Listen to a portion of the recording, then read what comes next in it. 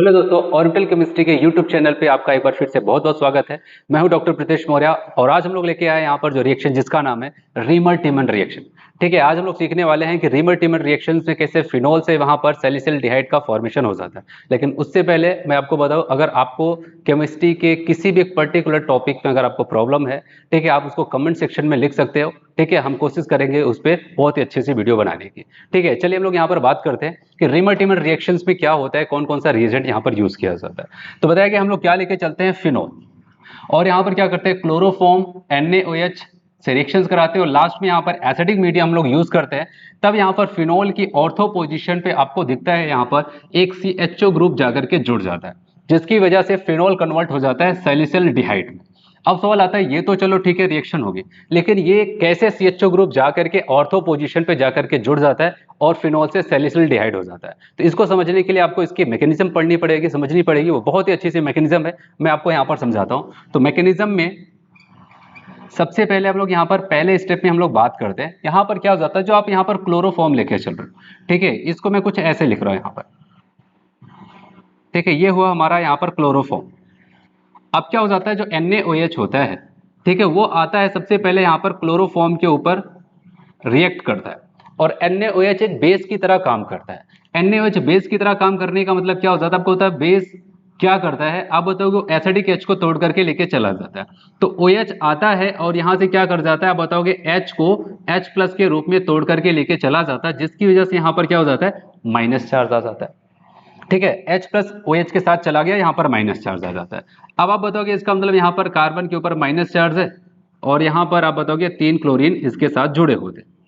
ठीक है, step by step हम लोग यहाँ पर इसको देख रहे हैं। अब यहाँ पर जो तीनों क्लोरीन यहाँ पर जुड़े हुए हैं, आपको दिख रहा है यहाँ पर किसी के ऊपर चार्ज आ जाए तो सबको पता है उसकी स्टेबिलिटी कम हो जाती है। अब इस माइनस चार्ज को खत्म करने के लिए ये क्या करता है कार्बन, आप बताओगे यहाँ से किसी एक क्लोरीन को Cl- के रूप में तोड़ देता है। ठीक है, तोड़ करके बाहर निकाल देता है। जब यहाँ पर इसके ऊपर माइनस आया तो आपको पता है इसके ऊपर कौन सा चार्ज आएगा, प्लस चार्ज आएगा, और प्लस और माइनस क्या हो जाएंगे, न्यूट्रल हो जाता है। तो कहा गया है यहाँ पर क्या हो जाता है, अब आप बताओगे कार्बन के पास कितने क्लोरीन बचे, केवल 2। ठीक है, तो यहाँ पर CCl2, और यहाँ पर आपको पता है कि प्लस आने की वजह से इसका माइनस चार्ज तो खत्म हो जाता है, लेकिन ये दोनों इलेक्ट्रॉन थोड़ी ना गायब होंगे, वो यहाँ पर पड़े रहेंगे, जिसको अब हम लोग यहाँ पर कहते हैं CCl2। इसको कहा जाता है डाइक्लोरोकार्बिन।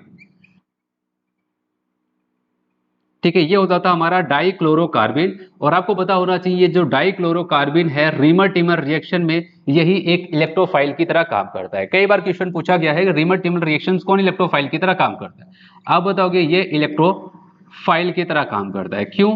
क्योंकि आपको पता है डाइक्लोरोकार्बिन अगर हमसे पूछा जाए कि कार्बन के टोटल इलेक्ट्रॉनों के नंबर बताओ, तो आप बताओगे यहाँ पर ये क्लोरीन के साथ 2 बॉन्ड बनाया है तो वहां पर कितने, टोटल 4, और यहाँ पर ये जो 2 इलेक्ट्रॉन बचे हुए 6। आप बताओगे टोटल कितने इलेक्ट्रॉन है इसके पास, 6 इलेक्ट्रॉन। और आपको पता है 6 इलेक्ट्रॉन होने का मतलब इसकी ऑक्टेट इनकम्प्लीट है, और ये क्या करेगा, अपने ऑक्टेट को कंप्लीट करना चाहेगा और ये इलेक्ट्रॉन रिच सेंटर की तरफ अटैक करेगा, इसलिए बताएगा ये क्या हो जाता है, एक इलेक्ट्रोफाइल की तरह काम करता है। अब दूसरी तरफ क्या होता है, ठीक है, एक जहां तो ये होता है, अब दूसरी तरफ आपको ध्यान देना है, जो यहाँ पर फिनोल था, ठीक है, ये हमारा हो जाता है फिनोल। ठीक है, ये हमारा हो जाता है फिनोल, और फिनोल के ऊपर भी क्या हो जाता है, यहाँ पर NaOH एक्ट करता है, और यहाँ पर क्या हो जाता है, आप बताओ कि इसके एसिडिक H को हटा देगा। यहाँ पर आप बताओ जो H है इसको हटा करके यहाँ पर जा करके आप बताओगे ONA का फॉर्मेशन कर देता है, जिसको हम लोग क्या कहते हैं, सोडियम फिनॉक्साइड। इसको क्या कहेंगे, कहेंगे सोडियम फिनॉक्साइड का फॉर्मेशन हो गया। ठीक है, सोडियम फिनॉक्साइड बनने की वजह से एक यहाँ पर और अच्छी बात हो जाती है, इसकी वजह से रिएक्टिविटी थोड़ा सा और इंक्रीज कर जाती है। ठीक है, मतलब आप कह सकते हो यहाँ पर जो आप बताओगे यहाँ पर ये क्या करता है, आर्थो और पैरा पर इलेक्ट्रॉन डेंसिटी को और अच्छे से भी यहाँ पर बढ़ाने लगता है। आप कह सकते हैं यहाँ पर सोडियम फिनॉक्साइड हो जाता है तो ऑर्थो पर कुछ और ही ज्यादा इलेक्ट्रॉन डेंसिटी बढ़ जाती है। अब बताओगे ये हुआ। अब तीसरा केस क्या हो जाता है, अब आपको ध्यान देना है, यहाँ पर जो हमारा इलेक्ट्रोफाइल CCl2 यहाँ पर डाइक्लोरोकार्बिन बनके तैयार है, वो क्या करता है, सोडियम फिनॉक्साइड के ऊपर ही क्या करता है, आकर के यहाँ पर अटैक करता है, क्योंकि सोडियम फिनॉक्साइड क्या कर रहा है, अच्छा खासा इलेक्ट्रॉन डेंसिटी डेवलप कर रहा है। ठीक है, और इसी चक्कर में यहाँ पर क्या हो जाता है, CCl2 डाइक्लोरोकार्बिन इलेक्ट्रॉन डेंसिटी लेने की वजह से यहाँ पर इसके पास अट्रैक्ट होता है, क्योंकि ये गरीब है और आपको बताइए आर्थो पोजीशन पे इलेक्ट्रॉन डेंसिटी को अच्छे से बढ़ा रहा है, तो ये डाइक्लोरोकार्बिन जो हो जाता है इसे आर्थो पोजीशन पे आकर के अटैक करता है। अब आर्थो पोजीशन पे जब अटैक करता है, आपको यहाँ पर ध्यान देना है, ये आकर के यहाँ पर आर्थो पोजीशन पर जुड़ेगा, तो जाहिर सी बात है यहाँ पर बॉन्ड के नंबर तो ज्यादा होंगे, फिर यहाँ H को टूटना पड़ जाता है, और जो H टूटता है इसको बाहर नहीं जाने देता है, इस H को क्या करता है, खुद से ही ये जोड़ लेता है। ठीक है, अब यहाँ पर क्या बन जाएगा, आपको ध्यान देना है। आप बताओगे यहाँ पर ONA तो बना ही था, ठीक है, अब यहाँ पर ये CHCCl2 तो आया और H को भी तोड़ करके खुद से जोड़ लेता है। अब यहाँ पर क्या बच जाएगा, CHCl2। Cl2 को मैं कुछ ऐसे दिखा रहा हूँ, दोनों Cl को मैं यहाँ पर ओपन करके दिखा रहा हूँ, ठीक है, और इसी को ही आपके एनसीईआरटी में लिखता है, ये है आपका इंटरमीडिएट। ठीक है, ये क्या है यहाँ पर, इंटरमीडिएट।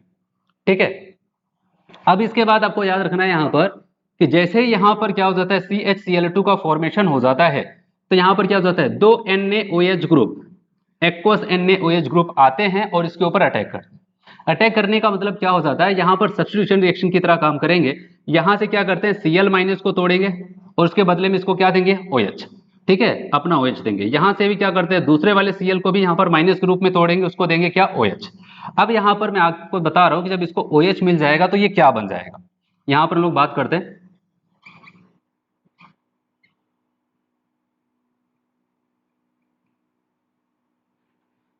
ठीक है, आप बताओगे CH और इस पे आ जाएगा दो OH ग्रुप। ठीक है, क्या आ जाता है, दो OH ग्रुप यहाँ पर आ जाता है। और सबको पता है किसी भी एक कार्बन पे दो OH ग्रुप नहीं रह सकते।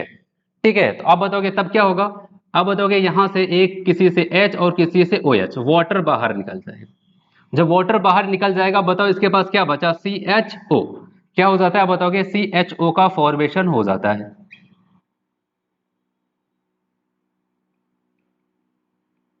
ठीक है, यहां पर बच जाता है CHO।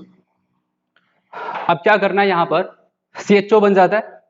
अब अगले स्टेप में मैंने आपको बताया था, ठीक है, सेकंड स्टेप में हम लोग क्या करते हैं, अभी पूरी घटनाएं जो थी पहले स्टेप में ही हो रही थी।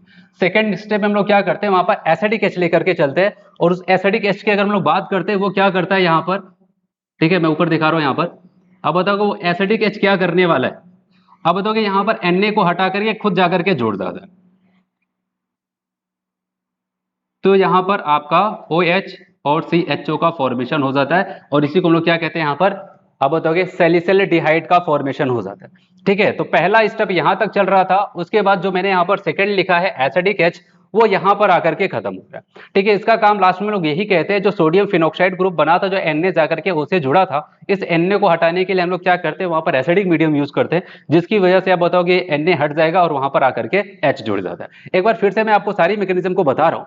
यहाँ पर क्या हो जाता है, आपको दिख रहा है कि फिनोल से अगर इसकी रिएक्शन CHCl3NaOH, उसके बाद एसिडिक मीडियम यूज करते हैं, तो आपको दिखता है फिनोल के आर्थो पोजीशन पे CHO ग्रुप आ जाता है, मतलब सैलिसिलडिहाइड का फॉर्मेशन हो जाता है। कैसे होता है, एक बार स्टेप बाय स्टेप देखते हैं। तो सबसे पहले स्टेप यहाँ पर क्लोरोफॉर्म NaOH के बीच में रिएक्शन होती है। NaOH क्या कर जाता है, इसके एसिडिक H को तोड़ लेता है। जब एसिडिक H को तोड़ लेता है, क्योंकि आपको दिख रहा है कार्बन के पास 3 क्लोरीन एक हाइड्रोजन था, हाइड्रोजन तो टूट गया, इसके टूटने की वजह से अगर ये प्लस के रूप में टूटा तो यहाँ पर माइनस चार्ज आ गया। अब इस माइनस चार्ज को खत्म करने के लिए ये क्या कर जाता है, अपने एक Cl को तोड़ करके बाहर निकाल देता है। और जब Cl टूटेगा तो माइनस के रूप में, जाहिर सी बात है अगर ये माइनस के रूप में टूटा तो इसके ऊपर कौन सा चार्ज आ जाएगा, प्लस चार्ज आएगा, और ये प्लस इस माइनस के साथ मिलकर के इसको न्यूट्रल कर देता है। ठीक है, अब आपको दिख रहा है कि अगर ये Cl भी टूट गया है, तो अब ये कार्बन और 2 क्लोरीन बचता है, और ये प्लस इस Cl को न्यूट्रल कर देगा, तो यहाँ पर माइनस चार्ज तो न्यूट्रल हो जाता है, ठीक है, प्लस की वजह से, लेकिन ये दोनों इलेक्ट्रॉन यहाँ पर बचे रह जाते हैं। इसी को हम कहते हैं डाइक्लोरोकार्बन, जो सबसे ज्यादा बार पूछा गया आपसे यहाँ पर रीमर टिमर रिएक्शन से। तो यहाँ पर इलेक्ट्रोफाइल का काम कौन करता है, आप बताओगे, डाइक्लोरोकार्बन CCl2। ये इलेक्ट्रोफाइल का काम करता है, क्योंकि ये इलेक्ट्रॉन डिफिशिएंट स्पीसीज है, केवल इसके पास 6 इलेक्ट्रॉन है टोटल।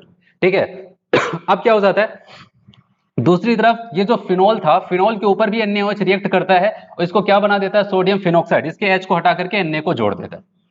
ठीक है, अब आप बताओगे यहाँ पर क्या हो जाता है कि अब जो यहाँ पर जो हमारा इलेक्ट्रोफाइल बनके तैयार था डाइक्लोरोकार्बन, वो अटैक करता है किसके ऊपर, आप बताओगे इसी सोडियम फिनोक्साइड ग्रुप के ऊपर अटैक करता है, और आकर के, चूंकि ये इलेक्ट्रॉन डिफिशिएंट स्पीसीज था, और यहाँ पर आपको पता है ये इलेक्ट्रॉन डेंसिटी को बढ़ाने वाले स्पीसीज है, तो यहाँ पर आर्थो पोजीशन पे इलेक्ट्रॉन डेंसिटी कुछ ज्यादा बढ़ जाती है, ये आकर के यहीं पर जुड़ता है, और यहाँ पर जो H होता है उसको तोड़ करके खुद से जोड़ लेता है, और अल्टीमेटली यहाँ पर क्या बन जाता है, CHCl2।